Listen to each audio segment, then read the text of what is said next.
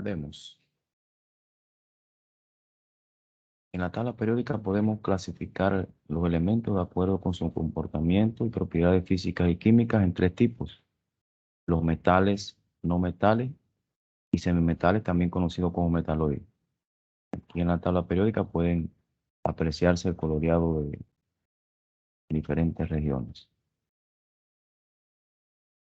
Basado en esto, podríamos preguntarnos cuáles son las propiedades que diferencian a los metales de los no metales. ¿Cuál es el uso que se le da a los diferentes elementos de acuerdo con sus propiedades? Estas y otras preguntas podremos darle respuesta a través de esta clase. El tema es propiedades físicas y químicas de los metales y no metales. Veamos pues cuáles son las propiedades físicas de los metales. Tienen brillo metálico, son de consistencia dura porque pone resistencia a dejarse rayar, presentan tenacidad, es decir, ofrecen resistencia a romperse cuando ejercen una presión sobre ellos.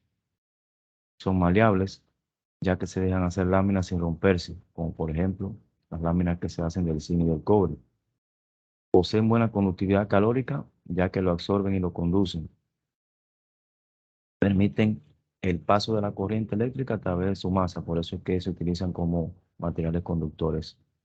En su gran mayoría poseen altas densidades, se funden a elevadas temperaturas y todos son sólidos a temperatura ambiente, excepto el mercurio, que es el único metal que se encuentra en estado líquido. Dentro de las propiedades químicas tenemos que son muy reactivos, especialmente con los halógenos, debido a la capacidad que tienen de perder electrones. Se caracterizan por formar diferentes compuestos, principalmente lo que son óxidos, sales e hidróxidos.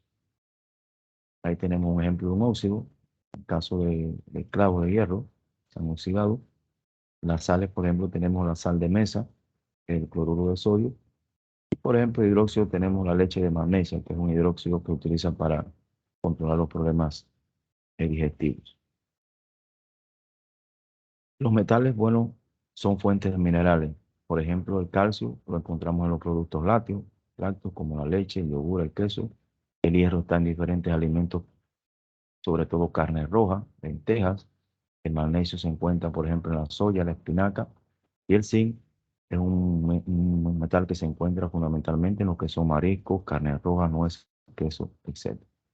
Para el caso de los metales, las propiedades son totalmente diferentes. En este caso, no tienen brillo metálico. Por lo general, son malos conductores del calor y de la electricidad. No son maleables ni dúctiles y tampoco reflejan la luz. Funden a baja temperatura. Son gases a temperatura ambiente, como por ejemplo el hidrógeno, el nitrógeno, el oxígeno, el flúor y el cloro. En el caso del bromo se encuentra en estado líquido y el yodo está en estado sólido, a pesar de que es bastante volátil. Y los otros no metales son sólidos duros, como por ejemplo el diamante, o blandos como el azufre, es decir, que tienen propiedades muy disímiles en cuanto a lo que es el estado de agregación. ¿Cuáles son las propiedades químicas fundamentales de los metales? Pues no ceden electrones, por lo tanto siempre ganan o atraen electrones en una reacción química, por lo que forman enlaces covalentes. Reaccionan entre sí y también con los metales. Al combinarse con el oxígeno forman óxidos no metálicos o anhídridos. Los halógenos y el oxígeno son los más activos de todos. Ejemplo de óxido metálico, de óxido no metálico, tenemos el, el dióxido de carbono, un gas que es muy contaminante, como todos conocemos. Los metaloides, que son la otra región de la tabla periódica, que son estos elementos, son pocos. Los metaloides o sedimentales tienen características intermedias entre los metales y los no metales. Se encuentran formando parte de los grupos 8A, 4A, perdón, 3A, 4A, 5A y 6A. Y ellos son, como bien se observa ahí en la tabla, el boro, el silicio, el germanio, el arsénico, el antimonio, el teluro y polonio. Su apariencia suele variar, ya que tienen el brillo metálico propio del metal o la opacidad que caracteriza a los no metales, por eso que se consideran como semimetales. Y en cuanto a su conducción de energía y conducción de temperatura, este tipo de elementos varía ampliamente. Por eso son utilizados en aplicaciones médicas e industriales, especialmente en lo que es la industria electrónica y microelectrónica para la fabricación de chips. Por ejemplo, el silicio, que es el más utilizado de todo, que utiliza para en la construcción de los microprocesadores de computadores. Y bueno, tenemos el caso especial de los gases nobles, que son unos no metales. Estos gases son inertes, son monoatómicos, es decir, no existen moléculas, ellos no forman moléculas, y todos ellos existen en alguna proporción en la atmósfera terrestre. En el universo, el helio es uno de los elementos más abundantes, superado solo por el hidrógeno. El helio, por ejemplo, lo encontramos en el Sol. Otros gases nobles, como por ejemplo el xenón, se encuentran en bajas cantidades en la atmósfera terrestre, mientras que el gas radón, a causa de su poca duración de existencia, es escaso en el planeta.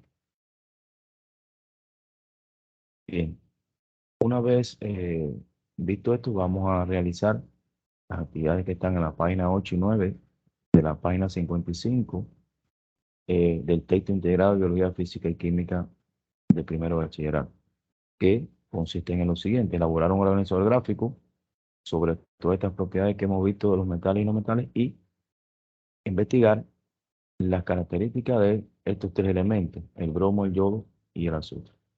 Muchas gracias.